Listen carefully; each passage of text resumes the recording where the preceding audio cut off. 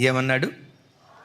క్రీస్తు పని నిమిత్తం అతడు చావునకు కూడా, అంటే పోరాట భూమిలో నిలవబడిన తర్వాత ప్రాణం పోయే పరిస్థితులు వచ్చిన ప్రాణాన్ని కోల్పోవటానికి కూడా ఇష్టపడేటువంటి వాడు యోధుడు.